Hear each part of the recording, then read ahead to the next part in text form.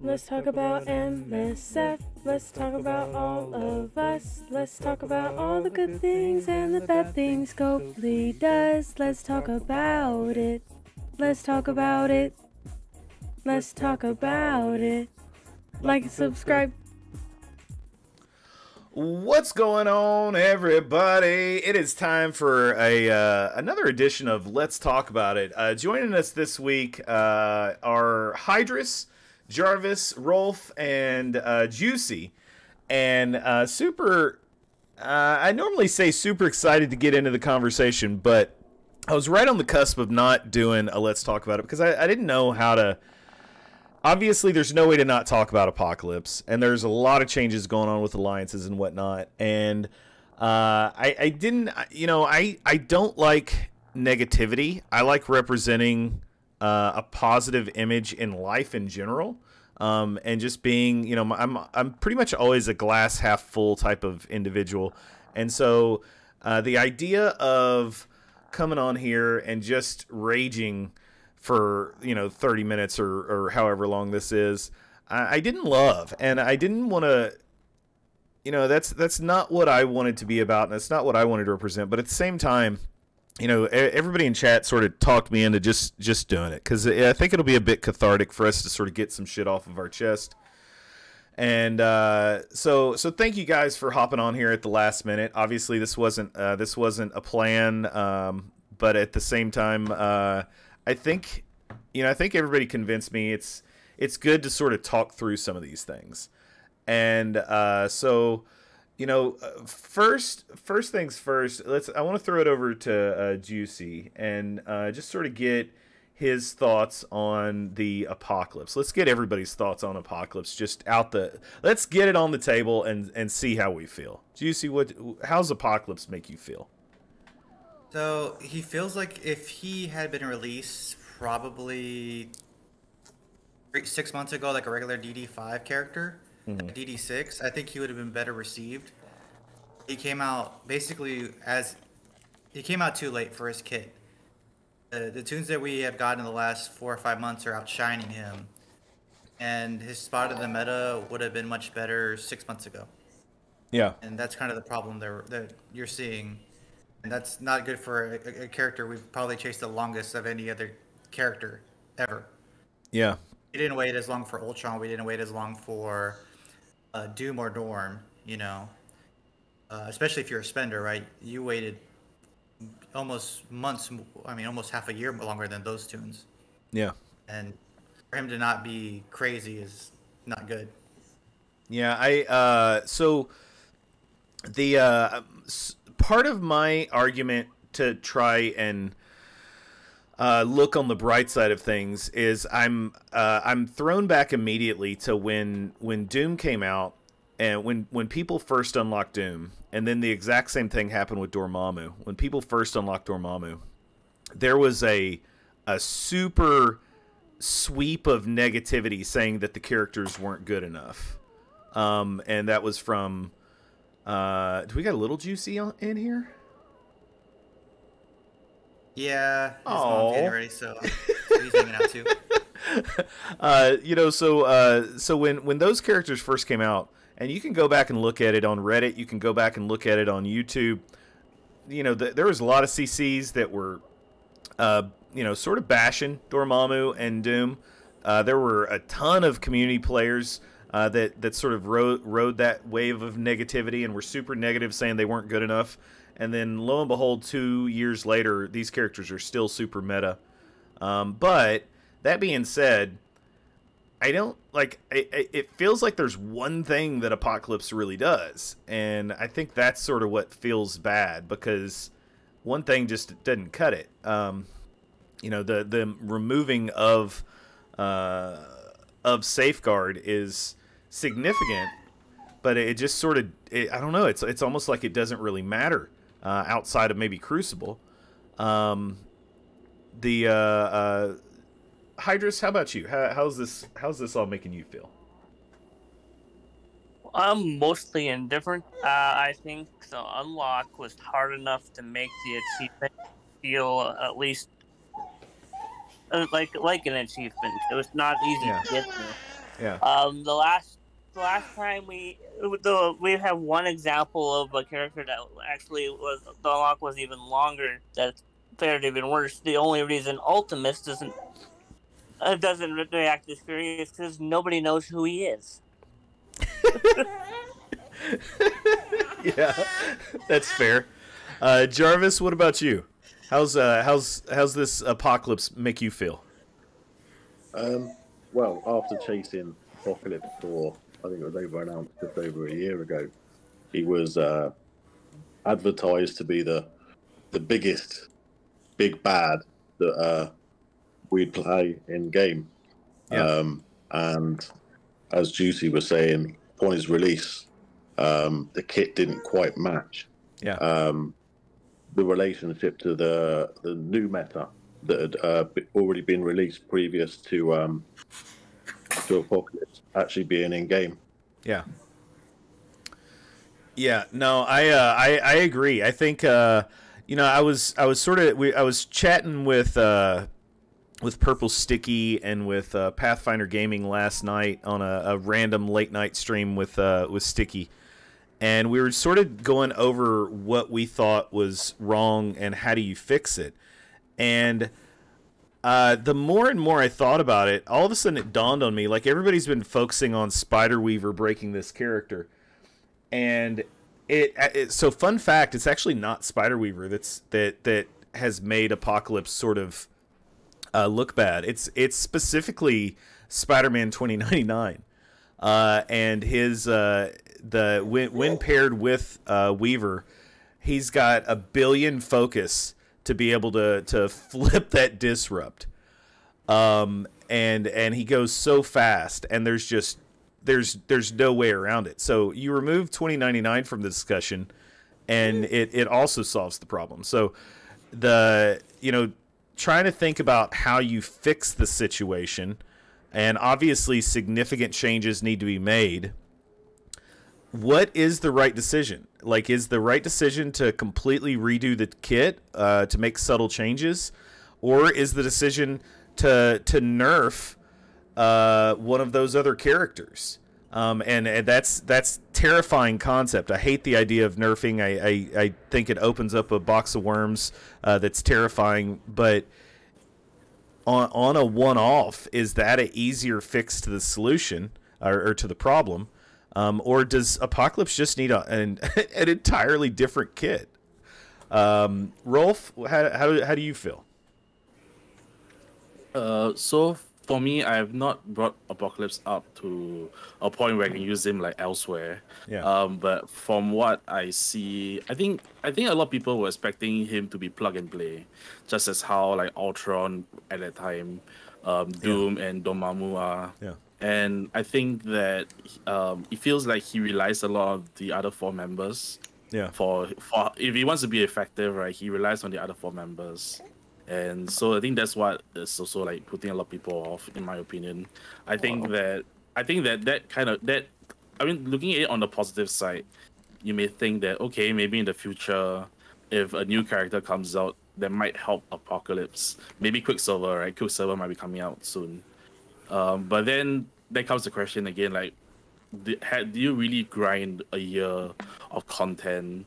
And not talking about the Scourges, right? We're talking about the amount of blitzing you do for Agatha, the events that you do for Dark Beast and Brawn. This hard to get characters. Coordinating with your alliance to get some of the events. Is it really worth getting a character that the biggest sell is to remove Safeguard that makes like Infinity Watch and Darkhold better? Like the matchup against Darkhold and Infinity Watch better. Yeah. So I think that's the point that a lot of people are probably like not happy about. And for me, I've not used him yet, so I can't really put like my first-hand experience to that.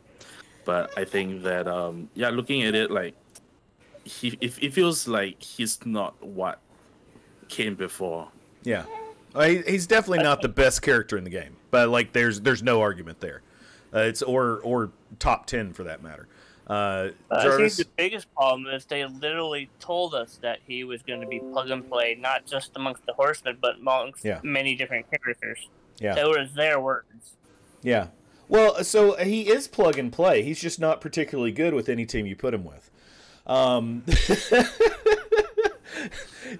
I mean, so you can put him on any team to remove Safeguard, and now you don't have to go against Safeguard. But the problem is there's just not a whole lot of teams that have Safeguard. So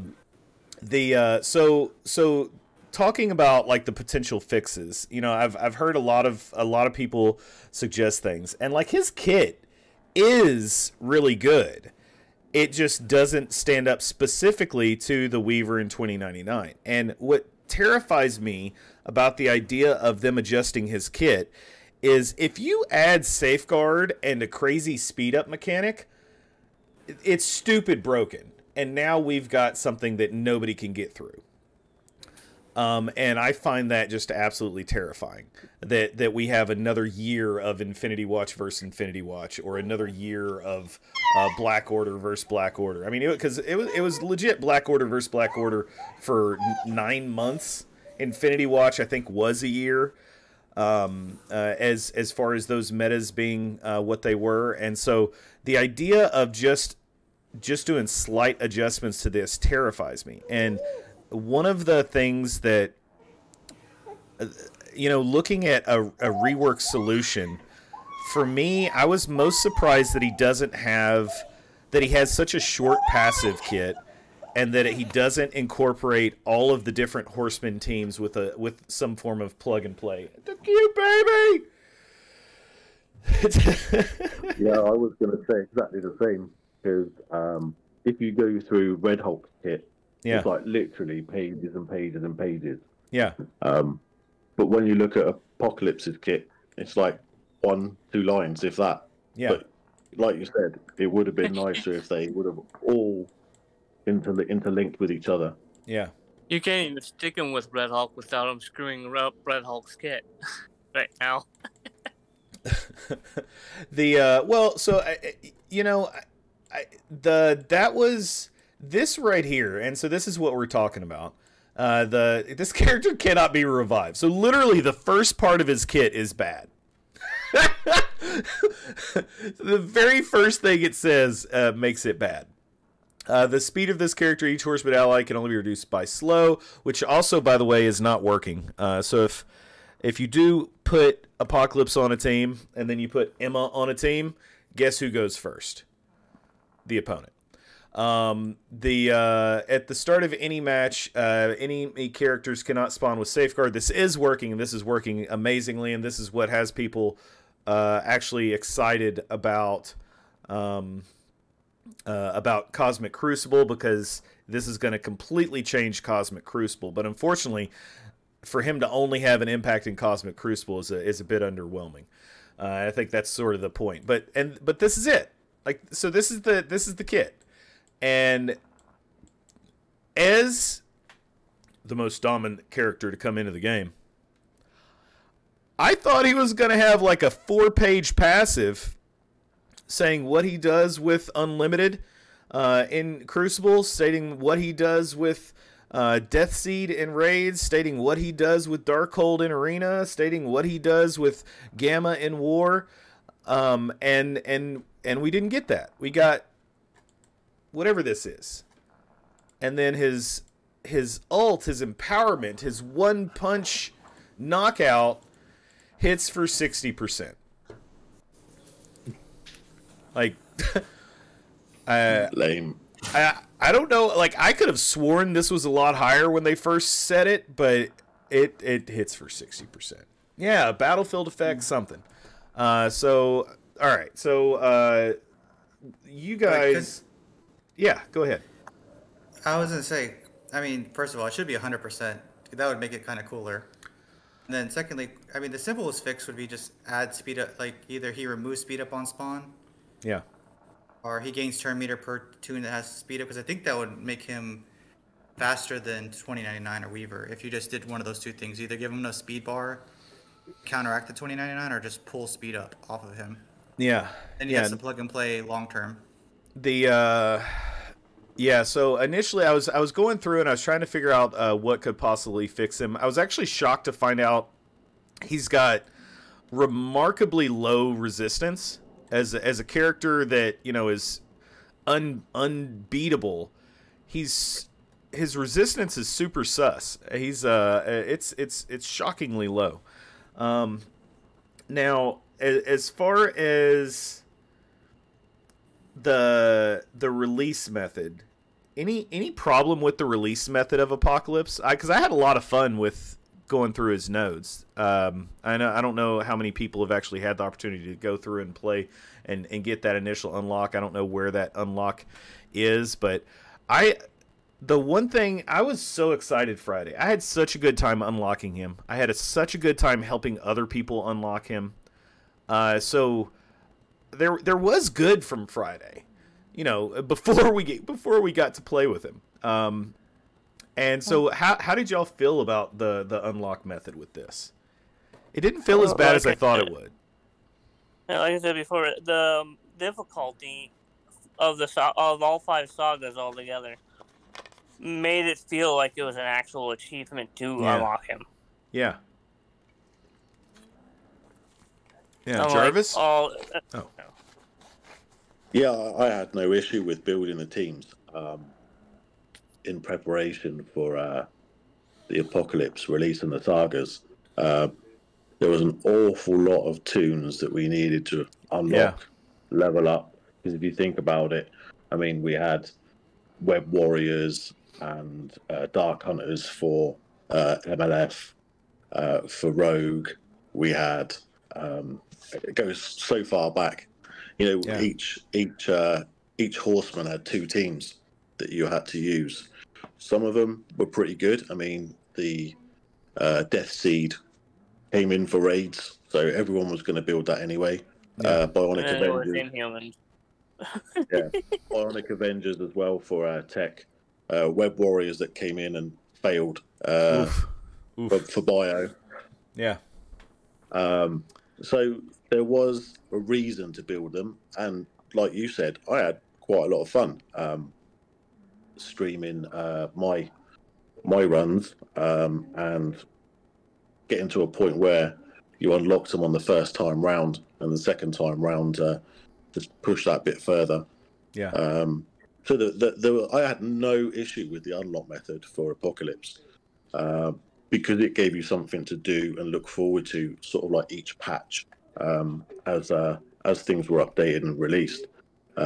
It's definitely a better way of unlocking a legendary character than the old way that we used to with the likes of Black Bolt and Ebony Moore, etc., etc. Yeah, I gotta. So, just a quick side note, with your super deep voice, I just want to like curl up in your beard and take a nap. Like, I'm just completely mesmerized listening to you and watching your beard. Anytime, Taco. Thank you. I look forward to it. Rolf, what about you? How did this year long and the event itself, how did it feel going through it? I mean, actually, on a whole, I think it's been a positive thing.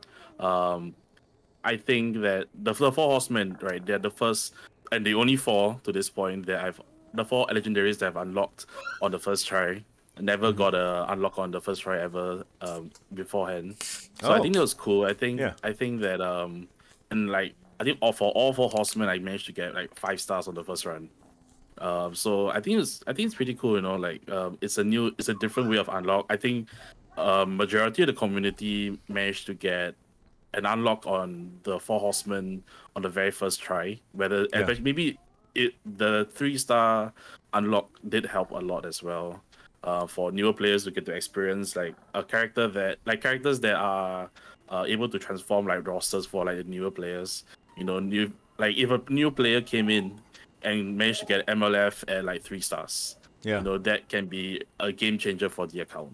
Rogue, maybe not to that extent, but Red Hawk, right? Red Hawk definitely another game changer as well. Yeah. Archangel, if you manage to get the Death Seed, very very good raid team. So I think the the Scourges itself, minus some nodes that are notorious for like insane RNG. Yeah. Pestilence Node 5, for example. And even the minions nodes were not. I mean, you had to take up characters they didn't want to take up, but they weren't that bad. So I think minus those things, and then you talk about the sagas. Most besides Pestilence again, for some reason I don't know why Pestilence is so hard, but everything else is pretty good. You know, like some of the content that they had were challenging but not game breaking. That as long as it's not Pestilence Note 5. Yeah, so I think that and I think also like talking about Scourgers, when like the community gets together and like come out with like different like Scourgers and like different comms and everything. You know, not even talking about Twitch, but like I bet like even within like the various alliance, you know, they're probably discussing like, oh, what is the best what are the best Scourgers to put on? What team do you use? You know, they are like creating conversations between your alliance.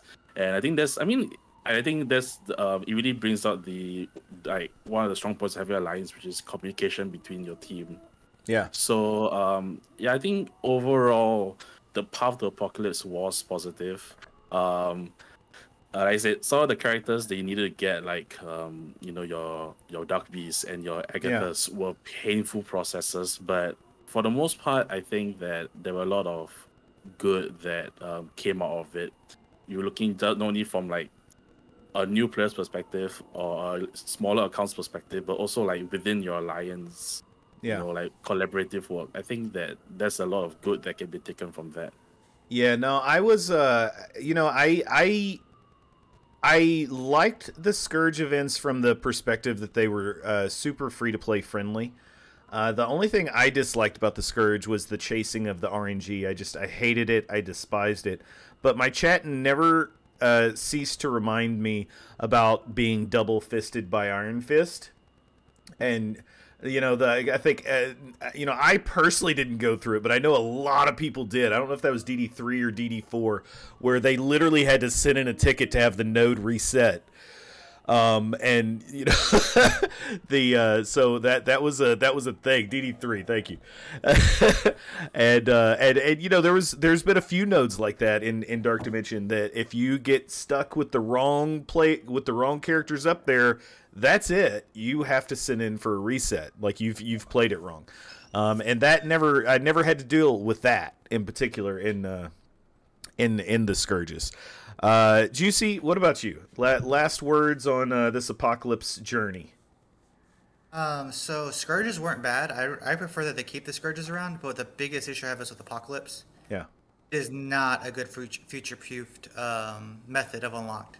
Yeah. Because 2 years from now, these tunes are going to be so bad, and this path is going to be so cumbersome to get Blue ISO 4, Blue ISO 5. They're going to have to put it on tunes that are, I mean, there's already, like, Unlimited is not a very good team. And a year from now, it's going to be worse. Our Colt's kind of falling off. I mean, the only one that's really doing well is Gamma. It's going to be a good war team. And Death Seed, right? Yeah. But Death Seed's probably, has a year. They're probably going to give it the same shelf life as Axeman, so it's going to have a 2-year shelf life. But I mean, 2 years from now, these tunes are going to be really bad. And this unlock method is going to be horrendous. Mm-hmm. And they did not think that far. They thought about this year, how to make money, and they did not think about the new player, the mid-game experience. Because the other Dark Dimensions like Doom and Dormammu, the nice thing is you can take the tunes that are good now, today, and use those instead of what we used. Mm-hmm. And you can't do that with Apocalypse, and that's a big problem. That's fair. Well, but at the same time, you can't do that with other legendary. Like, there's not like other legendary methods.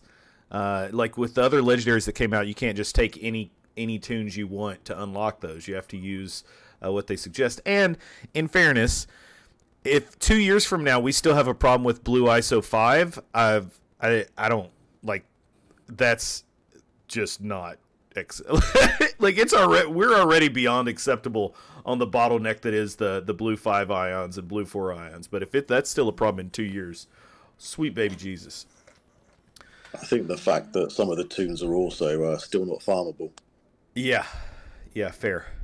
Fair. I think the easiest fix for that would be in the next iteration. Instead of giving us teams around the legendaries that we're aiming for, why not make each legendary a standalone character? Until they get to the big guy that they're supposed to be a team member with. Yeah. Because I right think now, Apocalypse seems bad, but that's because you don't want to put him with all the other horsemen because now you're breaking up 4 teams. Yeah. Yeah. The so moving on to sort of the next subject here. So Apocalypse needs work. That's that's the moral of the story. Apocalypse needs work. I personally think he just needs a completely redone passive. I'm terrified that they're just gonna add something to him and make him unbeatable. So let's hop over to alliances. So Apocalypse came out. You know, I know some folks. There were some folks that said that they were leaving the game as soon as they unlocked Apocalypse, and a handful did. And then a handful of other alliances just started folding. You know, is that you know, and this is more top side. So there's a lot of alliances at the top of Marvel Strike Force that are splitting. Some people are quitting. Some people are just going their own different direction. It feels like more splits than people retiring.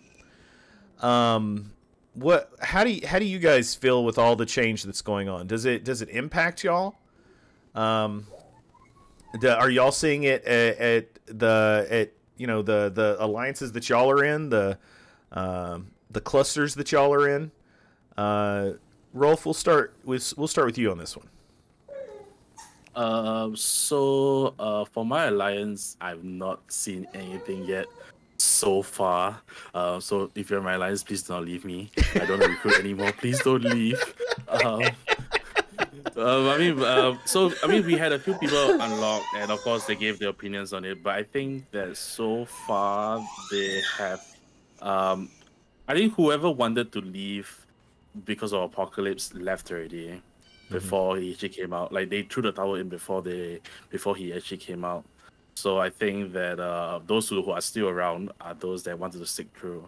But I mean, I've not seen anything so far. You know, we're not a competitive alliance. We're just like, we're on the cusp of. We just hit Plat 3.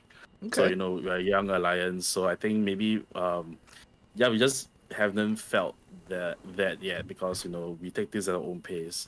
But I think personally, we have not felt it. But I know that, like you're talking about from Apocalypse standpoint, were they frustrated with how he turned out? Yeah, they probably were. Mm-hmm. Yeah. Hydrus, have you seen anything? Any big changes in your alliance, in your clusters? No, not really. I'm in the mid-tier or Path of Hulk alliance, and I haven't heard anything from those above or below. Yeah. Yeah, I'm in. So I'm in Pants of Hulk Sex Panther. Yeah. So we haven't had any issue with, you know, folks leaving or abandoning the game. I know there's been there are some of the top guys in my alliance that are questioning if they're gonna spend anymore based on how lackluster Apocalypse is. And I think it's and, you know, we got some big boys in Pants of Hulk, and to hear folks that have never blinked at dropping stupid amounts of money on this game start to talk like that, it's an issue, and it's something that has to be addressed. And I think that's one of the main reasons why I think everybody's so certain that Apocalypse will get some buffs added his way. They've got to do something to appease the people that dumped so much money and resources into a character like this. So the Jarvis, what about you and your alliance? Anything that you're hearing on your end? I certainly think it will be a ripple effect. It obviously starts at the top and slowly works its way down with people leaving and alliances folding, etc. We had 2 out of our alliance this week quit the game. But no reason. It was just like, that's it, had enough, finishing now. And recruiting was tough before Apocalypse was released. And I think it's going to get even tougher. I think we will certainly see a fair chunk of people playing the game leave, and that we will never know that they left as such. But I don't see a new influx of new players coming in to replace the ones that are leaving. Yeah, no, I think it's going to be a while before you see significant change, significant additions, as far as like new whales, new krakens, and that's sort of what keeps afloat at the top of the top alliances. I mean, there are a lot of free to play players up here, but you know, those free to play players are day one, you know, within the first year and a half of the game that are really at the top of that are able to sort of keep up with what's at the top of the meta because they've managed resources correctly and gone through all that. So it's you know, will there be new whales and new krakens? I know for sure there are a lot of new whales and new krakens. I get messages from them constantly showing, you know, how fast they're growing and what they're doing, and it's sort of shocking to see how quickly people can move up and be successful and grow with the right focused MX. Jgiustii, what about you? How from an alliance standpoint, are you seeing significant turnover? Is there things that you're on the lookout for? Yeah, so I would say, so I lead alliance. It's kind of unique, right? So I've had a long-term alliance that I've been in for probably since the start of the game. So we've all been together for the last, I think, over half of us, and then the other half is almost all streamers. So a lot of the knuckleheads that I'm in streams with stream as well. So we have one quitting, and him in particular, it's not Apocalypse, it's the events that are currently going on. And like the 60,000 point limit that was just out of nowhere is really gross. This current event for historic encounters is really gross. These leaderboards are really bad. And you know, we completed cold storage, but so we're pretty active just to kind of show where we're at. But they're just like, this is coring characters that are this old, spending this kind of money to even just get some rewards is just getting crazy. So I know that him in particular, he's not leaving because of Apocalypse. He's leaving because the events are getting so tone deaf, and so just you have to spend a ton of money, not even just a little bit of money, but spend a ton of money, even get the basics. Or, you know. Yeah, no, so I'm glad you brought that up. So cold storage, there's, you know, I got a lot of patience. I'm a super happy guy in general. This cold storage thing is super gross. You know, so it came out that there was a cap on what you had to, on how much you had to participate in order to qualify for rewards. And the cap was never communicated to the community until the event was over. And that wasn't cold storage. Yeah, that's a cold storage.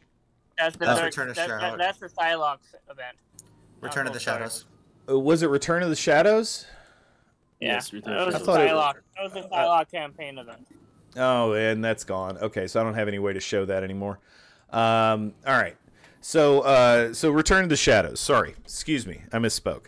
Thank you guys.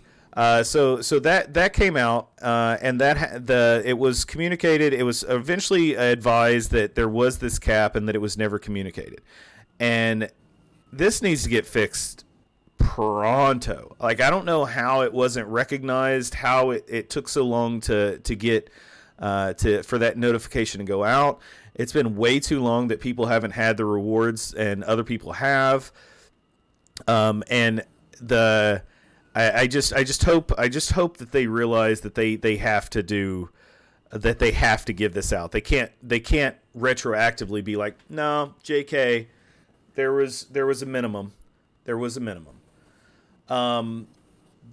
But the other thing in particular is that I really want to talk about is this right here. 5-year anniversary. 5-year anniversary celebration. I've played a lot of games. I've played on a lot of different consoles, mobile games. I have never seen a anniversary so lackluster. I would say this is, in my opinion, the worst anniversary celebration in the history of gaming. And much less a notable one. Like, it's 5 years is a really big deal for a mobile game.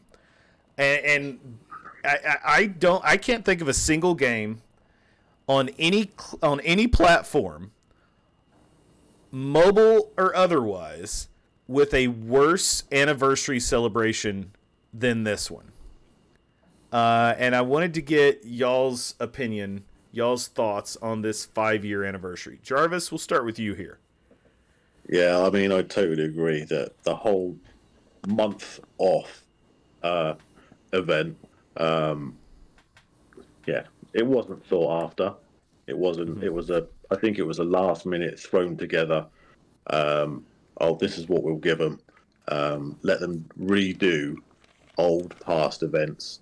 But if you'd already completed the events, they threw an extra couple of difficulties on the end to try and force you to spend to try and complete.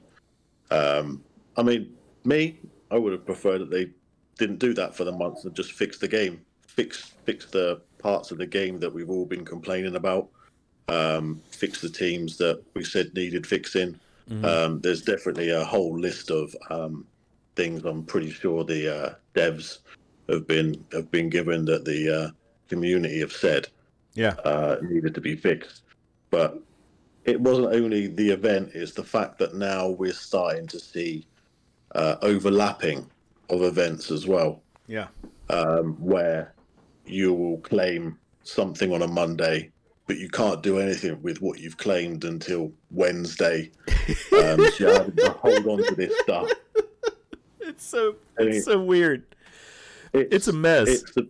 It's the biggest sack of shit I've ever witnessed in the whole 5 years that this game has been going. I mean, I've participated. Will I be part of the BKT campaign coming out? Yeah. I don't know. I really don't. I'd rather spend what I can upgrading my raid teams. Simple as. Yeah. Yeah. The Hydrus, what about you? Oh, I can tell you, I won't be doing much of that BKT campaign thing unless they give us unless they upgrade the tunes that go in it. I mean, we had the one thing they've given us so far that involved the tune that we actually wanted to upgrade was the Psylocke one, and we had already done that. It was a little late. Yeah, it was a little late. They give us new things, new parts of the events for Ant-Man and Wasp and Groot and Rocket, but they don't upgrade any of them, so none of us want to up them higher to do those parts. Yeah. Yeah. The Rolf, what about you? Yeah, I think like you, I've played many games that have anniversary events, and it just feels like they're not celebrating the players. No, they're celebrating themselves, right? Like this is a celebration of themselves. It's laziness. That's what it is. Yeah, it's like they're patting themselves. Yeah, it feels like they're just patting themselves on the back. I think that I understand that they want to bring back a little bit of nostalgia, but Yeah. Like what Hydra said, you don't rework any of the characters, minus Psylocke. But Psylocke's so old. I think there is a chunk of the community that has her built or has the stars on her. Yeah. And I understand again. I understand that some of these events are very good for new players, and is a way for them to catch up. But why are we having a catch up event during a month where catch up should be there readily for all players that come to the game, like new fresh to the game?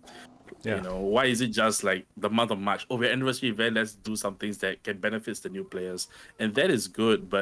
And then what happens during April? All the catch-up mechanics disappear. So events for for older characters that can be useful, do it just disappear? Yeah. And all these rewards that are useful for them, they're all gone. So I think that they use the nostalgia weapon very, very badly in this thing. They, like I said, one simple thing was they could rework the characters being used. Let's say if there was a patch and they reworked Rocket and Groot, Guardians 3 coming out soon. Maybe it gives a little bit of hype for like something that's going to come. Yeah. For that, as we go past the 5th year and into the 6th year, something exciting for something exciting for the future. And I think that no one's excited, basically. Yeah. And I think when people play a game, they want to be excited. They want to have fun. They want to be excited. And there's just no fun if we're all blitzing. Yeah. Press buttons and simblets every 2 hours. There's no fun in that. It's not excitable to the player base. Yes, there are game modes that are excitable, like Hospital Crucible. Some people enjoy War, but that's what we do daily. Why? It just feels like maybe there's something in store. March is what's the date today? I'm lost. We're almost halfway through March, so maybe there's something that's going to come. Yeah. So you mentioned you mentioned the events like the Rocket and Groot event and the Psylocke event and those things and those are good for new players and there's to get those character shards and get the stuff that goes with them and so yeah, that stuff's all fine and well, and but like you said, building up characters that you don't have any use for, it definitely doesn't feel good. And and trying to figure out where is this leading us? What is this doing next? And again, to build those characters up, so it's put more resources into the game to celebrate us for these events that we're highlighting, that we're telling you about, that we're so good. JG, what about you? How's this 5th year anniversary making you feel? It's bad, but it's sad is that they could have easily fixed this, like this. So if they did the Psylocke campaign, let's use as an example. Why did her orb not just give Death Sea characters in general? Easy fix. If they had put Nemesis, Stark Beast, everybody would have been happy to core that orb. Yeah. Same thing with Minerva. If Minerva was in the Historic Encounters orb, and then she was a chance of dropping that one, and then her event campaign give Historic Encounter fragments, we can get that orb so we can have a chance at Agatha, a chance at Wong. I forget who else is in that orb. Some good characters in there, right? Mm-hmm. Something that I need, right, as an old-time player. All they had to do was add those characters to the orb, and we would have been much happier coring for that same orb. Yeah. And they just didn't. They just, or for a character, we've had 7-star for 2, 3, 4 years. Yeah. That's dumb. Yeah. All they had to do was so I agree with all your points, and the one thing in particular that I want to add is, like, Scopely, if you're watching, it's not too late, and you've got there's a little over 2 weeks left before the actual anniversary happens and kicks off. You need to tell the player base that you're celebrating them, and you need to show them how you're going to celebrate them. It's a 5-year anniversary. If by God, if by the time this thing rolls around, if there have not been 5 Elite 5s given out to the community, you're out of your mind. If you haven't given out... Don't forget, you had the opportunity to put your name in a raffle and win a pin badge. You can win a pin. A pin or a book. You have a chance of winning a pin or a book. You know, with all of these auction don't forget events. The new medic costume. Yes, the Shield Medic costume that everybody gets is if they just go in and sign up once. You've got the opportunity to really celebrate what has made this game make it to 5 years. And you don't need to just do it. You need to tell them what you're going to do so they know that it's coming, so that people have something to look forward to and be like, thank God I played this game for 5 years and this is what I'm going to get. Yay. I'm getting 5 million gold. I'm getting 5 Elite 5s. I'm getting 500 training T4 training mats. I'm getting 500 T4s. I'm getting, like, there needs to be real stuff giving out that people need and want and are happy to get, not a fucking Shield Medic costume. Jesus. Like, that's the one gift that we know about from Scopely, if you register it. We got one gift. One. A fucking Shield Medic costume. I'm not supposed to say that on YouTube. Sorry, YouTube. All right. And with that, I think that's about as long of this conversation as I want to do. I appreciate you guys coming on. I hate to leave the game on a sour note, but honestly, I don't think we are, because there's still an opportunity to fix this. And I want to be hopeful. I really, really, truly want to be hopeful that Scopely is going to choose to actually recognize and celebrate their community. I want to know who the longest playing active member of Marvel Strike Force is. I want to see that in a blog. I want to know, some kind of bio on Tadano Mac, because he's been #1 TCP for forever. I want to see something in a blog celebrating the first people that opened Apocalypse and the first people that finished each Dark Dimension when they went through. I want to see this game celebrate its community for 5 years. There needs to be something. There needs to be something. Don't miss this opportunity, Scopely. Fucking Shield Medic. Jesus Christ.